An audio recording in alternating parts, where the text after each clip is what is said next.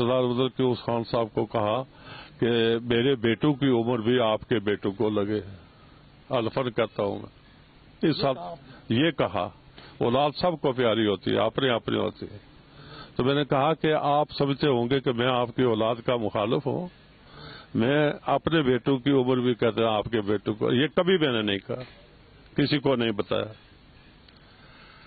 इसलिए कि मैं कहता था कि सरदार अब्दुल कयूम खान बहुत बड़ा आदमी है, बहुत कीमती आदमी है। मैंने उनके भाई को कहा एक दफा कि आप मसूद महमूद के टिकट पर जो है ना कराची से यहां आ गए हैं, आपके भाई की बड़ी इज्जत है। मुझे सरदार क्यों साहब कहने लगे कि ये क्यों रूट कर चला गया गफार खान कराची। मैंने उन्हें सख्ती की थी। मैंने कहा जी, मैंने उन्हें कहा था कि सरदार अब्दुल कयूम खान बड़ा कीमती आदमी है, आप कम कीमत पर उसे बेचना चाहते हैं या ये कि टिकट पर उसे बेच दिया जाएगा। तो मैंने कहा कि अगर बेचना ही है तो फिर इसकी पूरी कीमत वसूल करो। आप बड़ा जबरदस्त सेंस ऑफ ह्यूमर है आपका सरदार साहब। सरदार साहब, मुस्लिम लीग नून आप लोगों ने आप नहीं बनाई है बेसिकली, क्योंकि मुझे पता है कि हर हलके में आजाद कश्मीर के जितने भी हलके हैं आपके चाहने वाले बड़ी तादाद में वहां मौजूद हैं, जो आपको फॉलोइंग का क्लब है, फॉलोअर्स का क्लब है। आपने मुस्लिम कॉन्फ्रेंस के अंदर रहते हुए जब सरदार कयूम खान साहब और आप दोनों मौजूद थे, हम देखते हैं कि रेस्ट ऑफिस पे लिखा हुआ है जी सरदार सिकंदर हयात खान साहब ने इफ्ताह किया है। हम जाते हैं सड़क पे, सरदार अब्दुल कयूम खान साहब का नाम दिखाई देता है। आगे जाते हैं, जनरल हयात साहब का नाम दिखाई देता है। तो आप दोनों की टीम ने डिलीवर किया लोगों को। जी, ये जो कुछ आप देखते हैं, मसलन डेवलपमेंट के नाम पर जो देखते हैं, वो एक बात हो जाएगी, मुस्लिम सरदार क्यूम साहब भी डेवलपमेंट पर यकीन नहीं करते थे। अच्छा, उनके नजदीक तरजीह जो थी ना, वो इस्लाम और कश्मीर। तालीम भी बीच में गई थी जी, तालीम भी थी उसमें तरजीह उनकी। तालीम भी थी, लेकिन ये बहरहाल थानवी हैसियत रखती। टॉप प्रायोरिटी कयूम खान साहब की थी कश्मीर और इस्लाम।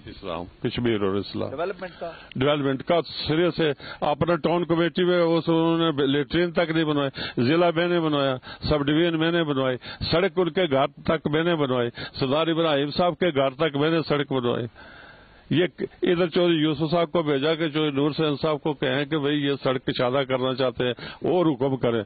ये सब कोई गाजी मिल्लत, कोई मुजाहिद अव्वल, कोई फलाना फलाना, ये सब जो है ना तशहीर चाहते हैं, इन्हें डेवलपमेंट का कोई। मुझसे आपके जो सियासी मुखालफीन है ना, जाहिर है कि जब वैसे तो कहते हैं कि चांद का थूका मुंह पे आता है, ठीक है, मुंह पे आके गिरता है अगर आप चांद के ऊपर थूकेंगे।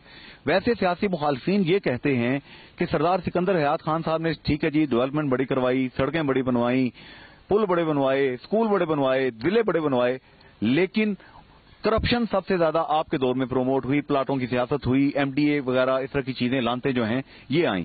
ये क्या वो झूठ बोलते हैं, आप पे झूठा इल्जाम लगाते हैं? बिल्कुल गलत बात करते हैं, ये बिल्कुल गलत बात कहते हैं। करप्शन आप मुझे कहते हैं कि मेरे दौर में ज्यादा है, मुझे मुखालफीन कहते हैं ना।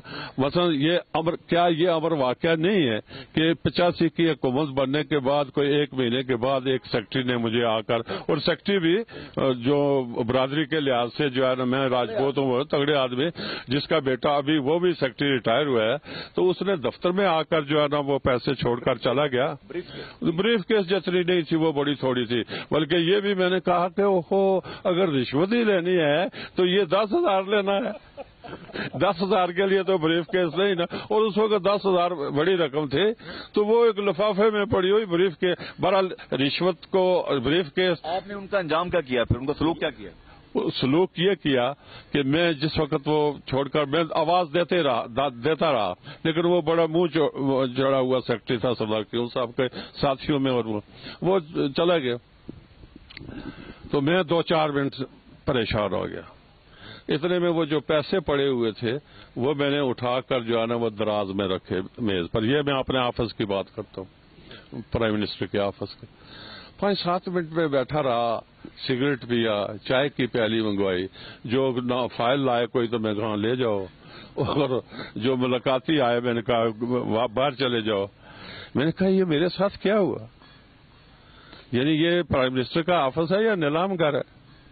یعنی یہ تو پرائم منسٹر کی توہین کی انہوں نے. میں نے ہاں توہین بھی، اور میں یہ کہتا ہوں کہ توہین بھی 10,000 میں.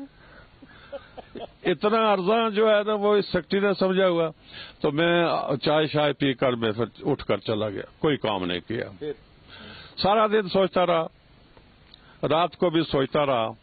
تو میں نے کہا کہ دیکھیں بڑے نام کے لیے بڑی قربانی سوچنی پڑتی ہے، اور پھر اللہ تعالیٰ اس قربانی کو قبول کرتا.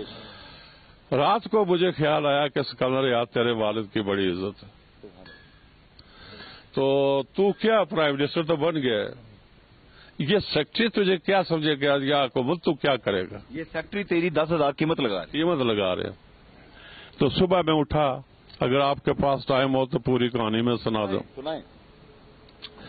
صبح میں اٹھا تو میں نے وہ منگوائے، ایک اسپیشل پاورز ایکٹ ہوتا تھا کہ آپ کسی ملازم کو گھر بھیج سکتے ہیں.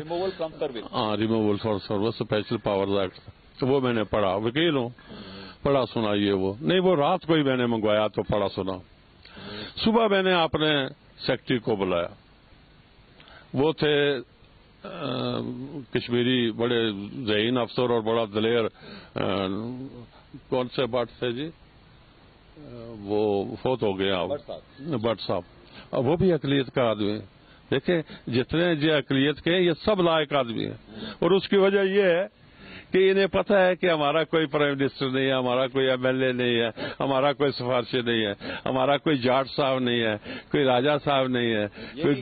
یہ لوگ سمجھتے ہیں اقلیتوں والے ہماری سفارش کوئی نہیں ہے، ہماری سب سے بڑی سفارش ہمارا کام ہے، ہمارا کام اور ہماری محنت ہے. دیکھیں آپ گن لیں، آپ مجھے بتائیں جاٹو میں کتنے سیکٹری ہیں جو بہت قابل قدر ہے، مجھے بتائیں راجو میں کتنے سیکٹری ہیں جو قابل قدر ہے. مجھے ہاں تجربے میں نے 10 سال اور 5 سال 15 سال تو میں بڑے آفس میں رہا ہوں نا. 5 سال تو میں منسٹر رہا 70 میں، 5 سال صدر رہا بعد میں، 10 سال پرائم منسٹر رہا. تو یہ تو اس آفس میں جو مظفر آباد حکمرانی کا آفس ہے وہاں پر بیٹھے ہوئے، اور 1 سال لیڈر آف دی اپوزیشن، یہ تو تجربہ ہے. آپ بیتی ہے. اس میں نے دیکھا کہ کون کیا ہے. پھر آپ نے کیا کیا جناب؟ سروس ریموول ایکٹ آ گئے. تو صبح وہ آئے، سلیم بٹ، سلیم کیا نام تھا، AR سلیم، عبد الرحمان سلیم. AR سلیم تھے وہ میرے جو ہے نا وہ پرائم منسٹر کے سیکرٹری. تو میں نے انہیں کہا کہ AR سلیم صاحب، ویسے بھی ان لوگوں میں میری تھوڑی عزت تھی، پہلے وکیل شکیل تھا تو چند ہی لوگ ہوتے تھے جی. 18 گریڈ کے آفیسر ہوتے تھے کل اس آزاد کشمیر میں، 3 DC جو ہے، بس 1.5 سال. اور نظام اچھا چل رہا ہے. اور نظام اچھا. 70 میں سردار قیوم صاحب کی حکومت دیکھیں نا، لوگ آج بھی یاد کرتے ہیں. 3 وزیر سردار قیوم جو ہے نا وہ فرنٹ سیٹ پر بیٹھتے تھے اور ہم 3 پیچھے بیٹھتے تھے. تو پوری کابینہ جا رہی ہے اسلام آباد، اور پبلک کو ریلیف مل رہا ہوتا. اور پبلک کو جو ہم دیکھتے ہیں وہاں کھڑے ہو جاتے تھے. 1 وزیر اعظم اور 3 وزیر اور پوری آزاد کشمیر کی حکومت چلا رہے تھے. جی ہاں، ایک صدر، اس وقت صدارتی نظام تھا نا، اور 3 وزیر، اور آئین میں 4تھا وزیر ہو ہی نہیں سکتا تھا. وہ آئین دوبارہ نہیں آ سکتا. میں تو حامی ہوں اس کا. میں تو کہتا ہوں صدارتی نظام بحال کرے اور اسی ایکٹ 70 کو بحال کرے، سب معاملہ ٹھیک ہو جائے گا.